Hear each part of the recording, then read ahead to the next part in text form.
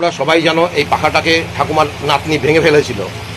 এতদিন 15 দিন ধরে ঠাকুমার ঘরে হাওয়া ছিল না, খুব কষ্ট ছিল না, গরমে খুব কষ্ট ছিল। আজকে আবার সেই পাখাটা সারিয়ে নিয়ে আসা হলো। এই দেখো নিরামিষ তরকারি, কালাকাত, ডাল, ডিম। ঠাকুমা হাওয়ার লেগে কেমন লাগছে? ভালো লাগছে তো? হ্যাঁ, সবার কাছে টাটা করে দাও ঠাকুমা।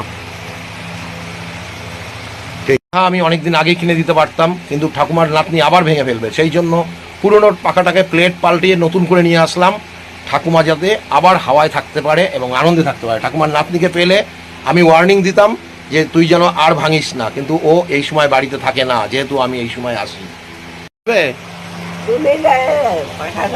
তুলে দেবো, এখানটায় তুলে দেবো।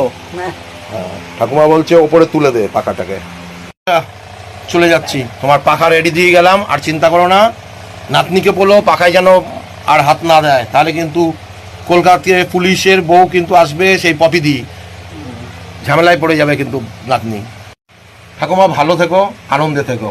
পাখা এসে গেল, আর চিন্তা নেই, ভালোভাবে থেকো, ঠিক আছে? আমি তোমাকে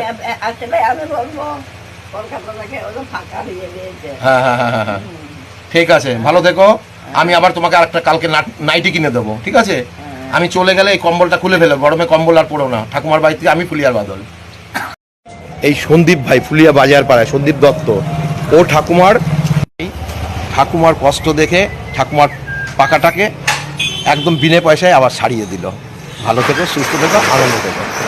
ও কিন্তু ইলেকট্রিকের কাজ করে, ওর বাড়ি ফুলিয়া বাজার পাড়ায়। কিন্তু প্রতিবন্ধী, কিন্তু কত মানসিকতা ভালো যে ঠাকুমার কষ্ট হচ্ছে, পাখাটা নাতনি ভেঙে দিয়েছে, সেই জন্য ও নিজে বিনে পয়সায় আবার পাখাটা সারিয়ে দিল। তুমি ভালো থেকো, সুস্থ থেকো, আনন্দ থেকো সন্দীপ।